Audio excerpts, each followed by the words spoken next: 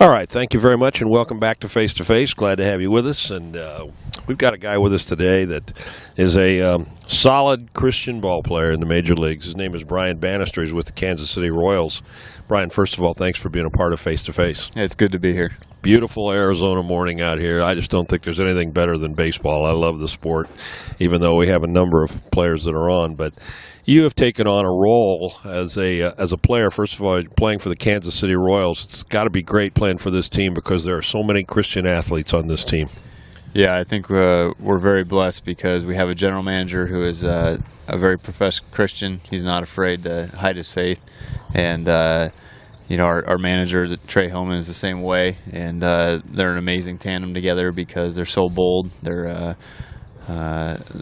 always willing to introduce it into the clubhouse, something that's very rare in modern sports where everything's about business and winning, but they care just as much about our families and our faith as anything.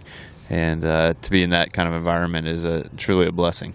It's got to be interesting for you playing for Kansas City, too, because you didn't come up through the Kansas City organization. You were drafted by the Mets. And yet you're at a place where your dad made quite a name for himself in the 1970s, Floyd Bannister, who was kind of a local hero in Kansas City. What's that mean to you? Yeah, I came up in the Mets organization, drafted in 2003, and it's a lot different there, much more liberal. Obviously, it's the biggest city in our country, and a lot more media that goes along with it, and their viewpoint is definitely not from God's perspective. And so it was a challenge. There was also a lack of Christians within the organization, guys that, the iron sharpens iron. It was tough. You really had to stand strong. And even at the big league level, my first year in 2006 when I made the team, there was only one or two guys. I remember Chad Bradford. Everybody knows him as the submariner. Yeah. He took me under his wing and was a great guy that year. And he was really my only source of strength besides our chaplain. And it was really a blessing to be traded over here to Kansas City and be in an environment where I could really stand up for God and be encouraged in that. In the 1970s, when your dad was playing on the team, you had a little boy's dream. I mean, a lot of guys get a chance to meet players and get an autograph. You're running around in the outfield with guys like Bo Jackson and George Brett and Brett Saberhagen, things like that. That had to be kind of interesting. A lot of things we talk about now within the organization is trying to get back to what we were like in the 70s and 80s. And I had a chance to be around the Hall of Famers in the Royals organization: George Brett, Frank White, Willie Wilson, Bo Jackson, Saberhagen, Gubicza, and the list goes on and on. And they were all on the team at the same time that my dad was playing there. And so I saw how great that team was, how well they played together, how much the city of Kansas City rallied around them and had that feeling of hope and excitement every year about the team. And it's really starting to come back. And, it's nice to be able to do it at the same time that there's a spiritual revival as well. Yeah, I was going to ask you about that. God places us, I think, where He wants to use us most. He directs our lives, whether it be me doing broadcasts or you playing baseball. And to end up in Kansas City, which is in the Midwest, and of course there's a number of churches, conservative town, do you see that even outside the ballpark and even as you're living your life in Kansas City that you get a chance to share with people just by the way you live as to how Jesus Christ fits into your life? We have an amazing chaplain during the week in Kansas City. His name is Rod Hanley. He started an organization called Character That Counts, and it's similar to a Promise Keepers type ministry. It's all about men and battling back against the challenges that men face every single day with regards to their purity and their relationships and everything that a man deals with in his life. And through him, he's introduced me to a lot of people around Kansas City area. I've gotten to speak at prayer breakfasts, at golf tournaments, at Christian concerts, all kinds of things. And he's really, been someone that God has used to challenge me in my faith, to put me out there where I'm not quite in my comfort zone and speak publicly and speak for a longer amount of time than I've ever spoken before. And for a professional athlete, I think we're pretty good at playing in front of people, but we're not very good at speaking in front of people. And it's been a blessing. Kansas City is a team that a lot of people think is on the rise, and a lot of people are depending upon you to kind of be at the forefront when you're on the field. This is a team that's gone through some tough times. I think you've had one winning season since 1994, but you're in the starting rotation, and how do you feel about that being a leader on the team? It's funny. I have a very, very interesting story as to how I came to be a pitcher. I always wanted to be a hitter. My dad obviously was a pitcher, but I never quite had the talent that he did. He threw in the high 90s, and he was also a left-hander, which in this game is prized above all else. And I wasn't a big guy. I didn't throw hard, and God at every level of the minor leagues all the way up to the major leagues has continued to just open doors for me and allow me to keep playing this game. And I firmly believe it's for things like what we're doing right now. It's to share His Word, the truth of His Word, and just let my light shine. My favorite chapter in the Bible is Matthew 5, because I think God has a wonderful sense of humor, and we're supposed to be that city on the hill, let our light shine bright. And I have my own little hill that I get to stand on every single day, and that's I'm supposed to be a light.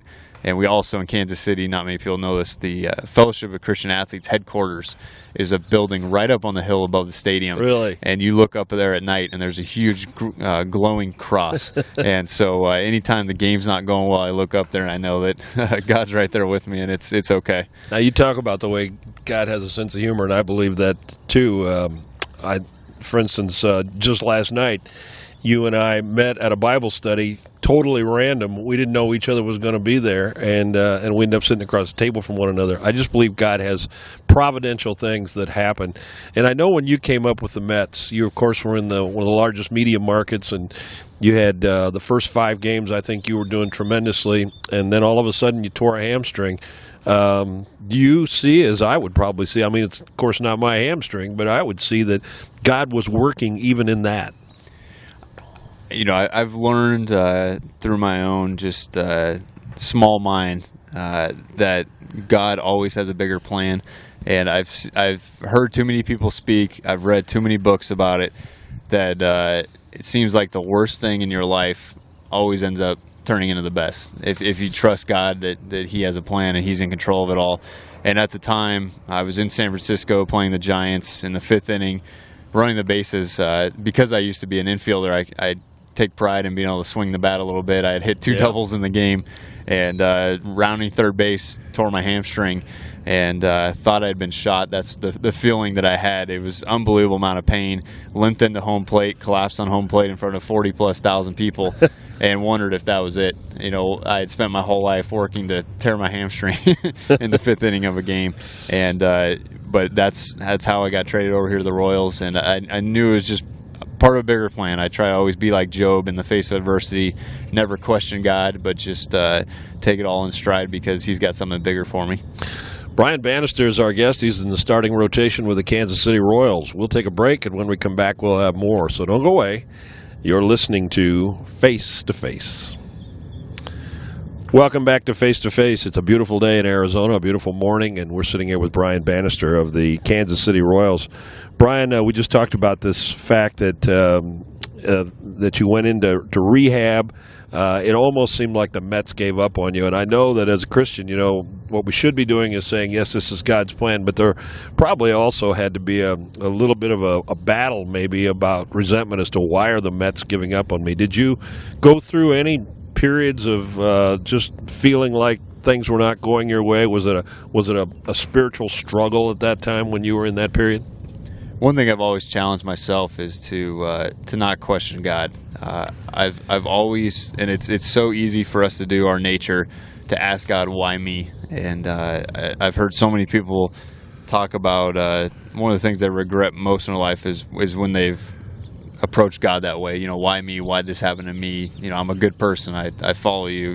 And the list can go on and on. But in reality, we just have no idea how big and how great God can use us for His glory. And so I tried not to ask that. Sure enough, in December that year in the winter meetings, I got a call and that I was traded to the Royals. And we had gotten one game away from the World Series that year with the Mets. The team was pretty much an all-star team. Right. It was loaded with great players, and Kansas City had just come off of, I think, 12 or 13 straight losing seasons. But I knew that God likes to take the things and the people that the world doesn't view as glamorous, that the world doesn't view as important, and turn them into great things. Jesus always was hanging out with the people that society ignored, and he commands us to be part of that people, and that's kind of the situation I felt I was being put into, and I looked at it as an opportunity. And I know that our general manager, our manager, and everyone involved has looked at it at the same thing, and that's why there's such a passion for this team, because it's such a great city. It's such a great organization full of history, and I was actually really excited when that call came, because I knew that God was going to be working through me. It's almost like you were destined to be a major leaguer with your dad, and getting to go to the University of Southern California and pitching. Did you feel as though, I mean, there are some guys that are out there and they say, gosh, I hope I have a shot at it. But did you feel like that from early on, perhaps you were going to end up in the majors?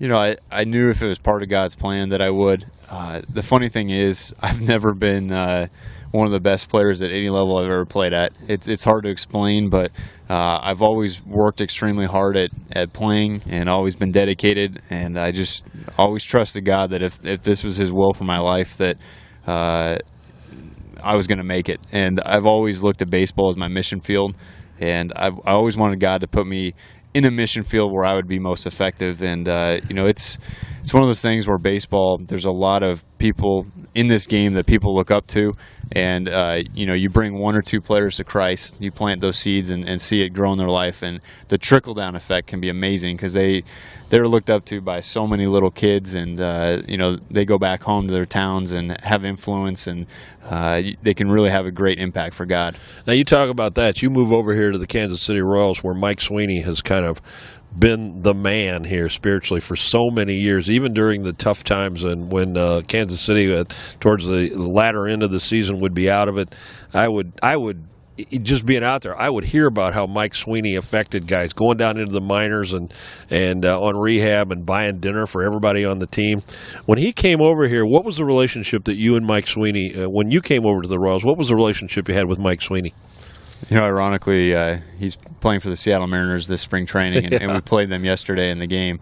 And he was on third base, and we're in the home dugout on the third base side, and he just looked over and winked at me, and that big Mike Sweeney smile, and he makes you feel like everything's okay. He just has a joy about him, and it was pretty intimidating. I mean, of all the people in baseball, you could say that he was the most willing to lay down his life for God, as far as just being outspoken, being out in the public arena with his faith, and it's a tough thing to live up to, but it's something that is a challenge. He definitely set the standard for what a baseball player can live like for God, and he set up a lot of great resources as far as bringing in chaplains and making it very accessible, and our front office has done the same thing and just given us that access.